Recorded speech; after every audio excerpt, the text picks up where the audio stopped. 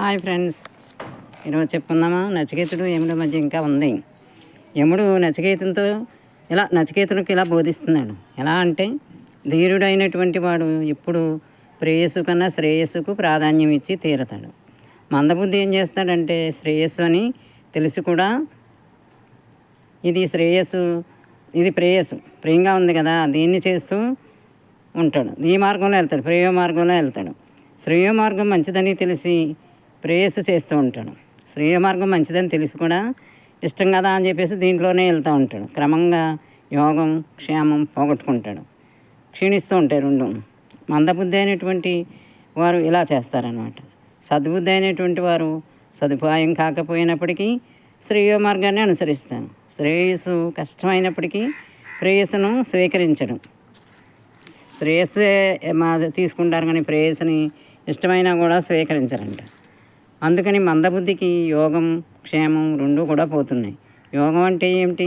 ఇంద్రియములు మనసు బుద్ధిలోనికి, బుద్ధి తనలోనికి ఆకర్షించబడుతూ ఉండి ఏకత్వం అనుభవించడం యోగం. క్షేమం అంటే మనకు తెలుసు కదా, క్షేమాలు యోగం యోగం పరానికి సంబంధించినటువంటిది.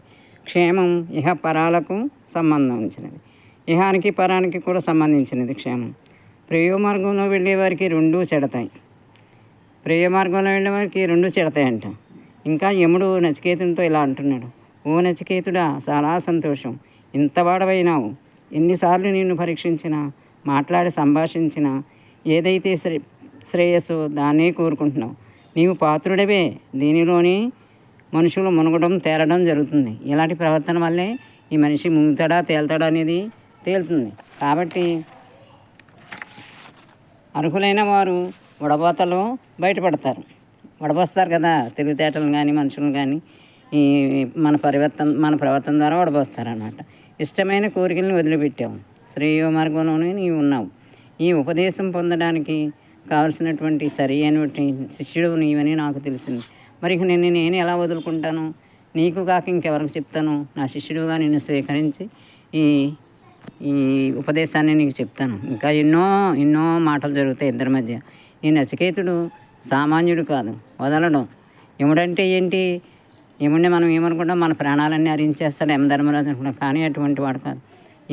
మనకు నియమాలు పెడతాడనమాట, ధర్మంగా పెడతాడు. ఆ యమ నియమాలకి మనం లోబడి మన ప్రవర్తన మనం అన్నీ ఉన్నామంటే మనకి శ్రేయ మార్గంలోకి వెళ్ళిపోతాం మనం. అలాంటి మనల్ని శ్రేయ మార్గంలో నడిపించేవాడే యముడు. అందుకని అంత వడబోసి యమధర్మరాజు నచికేతుడికి మామూలుగా ఇవ్వలేదు కదా. ఎన్ని మాటలు చెప్పి ఎన్ని ఆశలు చూపించి ఇష్టమని అన్నీ చెప్తాడు. ఆ మార్గంలో వెళ్తాడేమని ప్రయత్నిస్తాడు. తుయ్యాలని అందులో నడిపించాలని కూడా చూస్తాడు. కానీ వడబోసేసాడు అనమాట.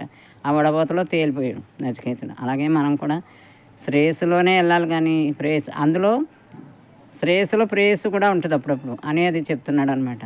మనం అర్థం చేసుకుని చక్కగా ఇలాంటివి విని మన జీవితంలో మనం కూడా చెడ్డ అన్నిటిని వడబోసి తీసేసుకుని మంచిని పట్టుకుని మనం నిలబడాలి. శ్రేయ మార్గం మనకు నిజంగానే శ్రేయస్సు. ఇహము పరము రెండూ వస్తాయి. ప్రేయ మార్గం ఇష్టమైందని మనం ఇష్టం వచ్చినట్టు వెళ్ళిపోతే రెండింటికి చెడతాం. ఇహం ఉండదు, పరము ఉండదు. ఆలోచించుకోవాలి, అనుసరించాలి. మనం అర్థం చేసుకుంటే ముందు ప్రయత్నించాలి. ఇది మన బుర్రలోకి ఎంతవరకు వెళ్తుంది, ఈ శ్రేయం ఏంటి, ఈ ప్రేయం ఏంటి, ఇలాంటి కొత్తగా ఉన్నాయి మాటలు యమధర్మరాజు మనకు పరిచయం చేస్తున్నాడు. యమధర్మరాజు మనల్ని ప్రశ్నిస్తున్నాడు, నచికేతుడిని కాదు. మనం అర్థం చేసుకుని శ్రేయ మార్గం ఎంచుకుందాం. శ్రేయస్ అంటే తెలుసు కదా అందరికీ, మంచి మార్గంలో మన ప్రాణాన్ని బుద్ధిని అన్నిటినీ నియమించుకొని మనం యమధర్మరాజు శిక్షణ నుంచి తప్పించుకొని శ్రేయ మార్గంలో వెళ్దాం. సరేనా? రేపు మళ్ళీ చెప్పుకుందాం. చాలా ఉంది వీళ్ళిద్దరి గురించి. వీళ్ళిద్దరి మధ్య నడిచిన మాటలు ఆణిముత్యాలు. సరేనా? బాయ్.